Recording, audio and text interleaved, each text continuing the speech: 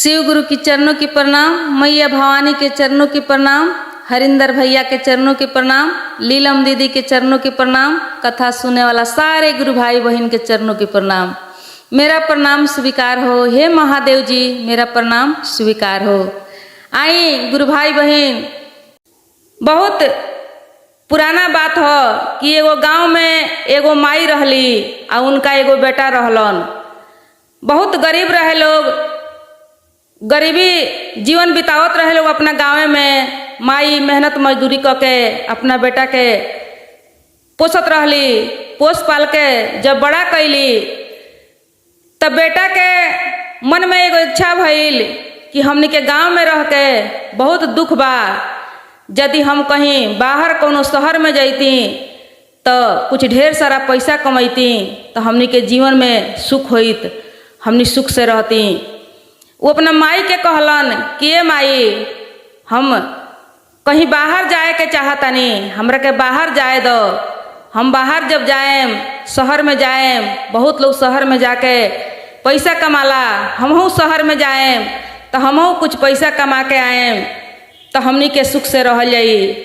उनकर माई कहली कि ना बाबू, हमनी के जौन कुछ बा वही में हमनी के अपन जीवन बितावल जाओ, तोहरा सिवा हमरा केहू नहीं खे, हम तोहरा के बाहर ना जाए देम। माई कहली कि भले हमनी के कितनो दुख बा त का हो, लेकिन हमनी के साथ बनल बा, गाँव में रहल जाई।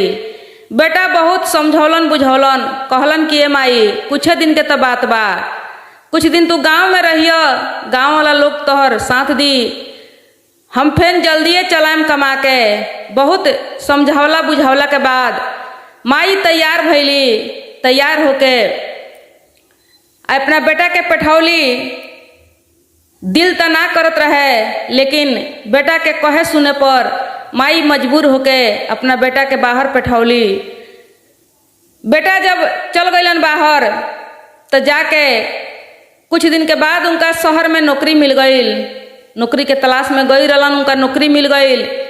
नौकरी मिल गई तो उ लगलन पैसा कमाए, पैसा कमाए लगलन तो धीरे धीरे पैसा के लेके उनका सुख होखे लगल, खाए के पहने ओढ़े के सब कुछ के सुख सुविधा हो गई। अब धीरे धीरे वो पैसा के चक्कर में पड़ के अपना जीवन के ऐशो आराम में पड़ गईलन। कुछ दिन के बाद वो वही शहर में जगह जमीन किन के घर दुआर बना लहलन। माई के सुध बुध भुला गईलन यहाँ।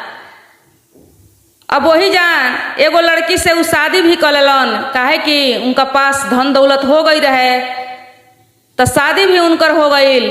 लेकिन माई के याद नहीं खे आवत, ऐसे कि उनका ऐश आराम हो गई रहे, सुख हो गई रहे, गांव के दुखी जीवन जियत रहलन, वहाँ जाके सुख हो गई, माई के सुध बुध भुला गईलन।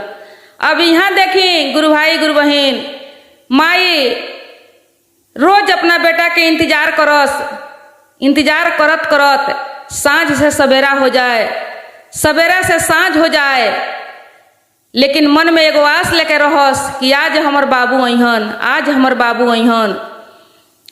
लेकिन बाबू कहियो ना अइलन। बाबू के तो यहाँ घर द्वार हो गई, पत्नी हो गई, एकदम ऐश आराम में अपन जीवन काटत रहलन। माई के कोनो मतलब ना रहे, कहियो माई के याद ना कैलन। माई शिव जी के भक्त रहली, शिव जी के भक्ति करस दिन प्रतिदिन बाबू के अपना बाट जोहस, लेकिन कहियो ना अइलन। एक दिन के समय है कि उनकर माई बीमार पड़ गईली, ऐसा हूँ बूढ़ रहली, बेटा के आस में इंतजार करत करत बीमार पड़ गईली।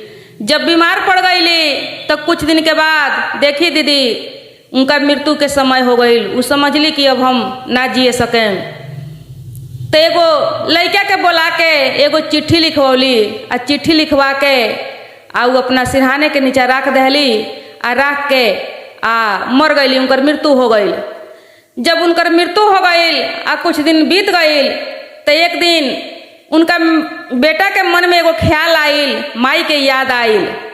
माई के जब याद आइल तो वो अपना पत्नी से कहले कि हम गांव जाएम, गांव में हमार माई बाड़ी, हम अपना माई से भेंट करे जाए के चाहतनी।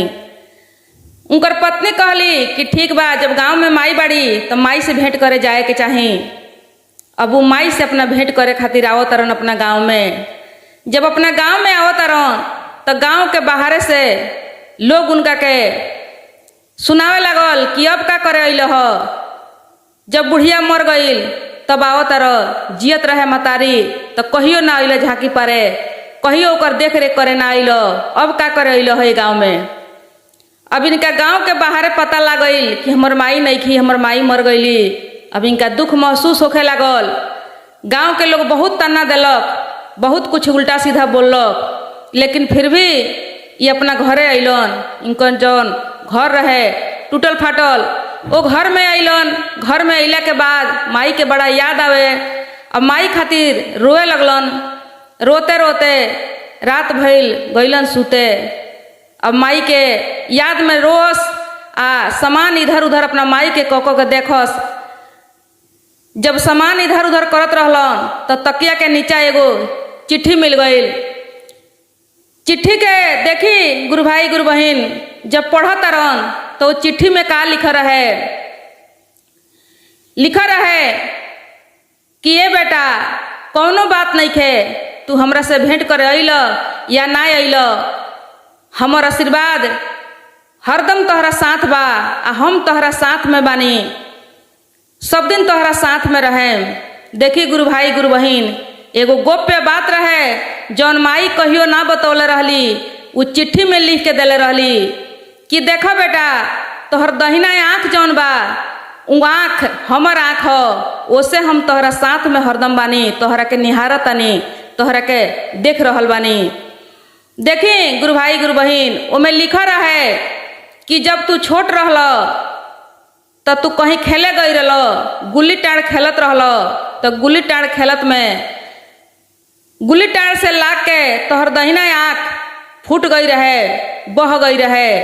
आ वो आँख के जब हम इलाज कराओ गईनी तो डॉक्टर कहलन कि ये आँख के बदला कोई अपन आँख यदि दी तब जाके लड़का के आँख निमन होई, ना तो आँख एगो खत्म हो गई, लड़का एक आँख से आन्हर हो गई। माई जब इतना बात सुनली तो एगो माई के ममता भला केकरा से भुलाइल बा। माई कहली कि हे डॉक्टर साहब हई एगो हमर आँख ले ली, आ आँख लेके हमरा बेटा के निमन कर दी। तो वैसा ही भइल, माई अपन आँख दे दहली आ बेटा के आँख लाग गई, बेटा निमन हो गईलन। माई एक आँख से कनाह रहली। माई के गांव भर के लोग कन्हई बुढ़िया कहे, लेकिन माई ई बात कहियो अपना बेटा से ना कहले रहली, ना बतौले रहली कि हे बेटा हम तहरा ऊपर कोनो उपकार कैले बानी या कोनो एहसान कैले बानी, कुछ ना। माई कहियो ना बतौले रहली। बेटा के कुछ मालूम ना रहे कि हम माई के आँख से आज दोनों आँख के हम बल पर बानी, आ हमारी जौन सुंदरता बा उ सुंदरता बा। काहे कि दोसर कोई रही तो तनी मनी कोनो बात होई, बाते बात पर कह सुनौले रही, ताना देले रही कि हमरे आँख से आँख वाला भइल बड़ो, हमरे आँख देला से आज तोहर दोनों आँख सुरक्षित बा। लेकिन माई के ममता, माई कहियो ना अपना बेटा के ई बात बतौले रहली, लेकिन वो चिट्ठी में लिख के देले रहली, कहले रहली कि हे बेटा तोहरा साथ बानी, कहियो हम कहियो तोहर साथ ना छोड़ेम, हमर आशीर्वाद बनल रहो, आ शिव जी के दया तहरा ऊपर आ कृपा बनल रहो, हमर इहे आशीर्वाद बा। कौनो बात नहीं खे, तू हमरा से भेंट करे अइल या ना अइल।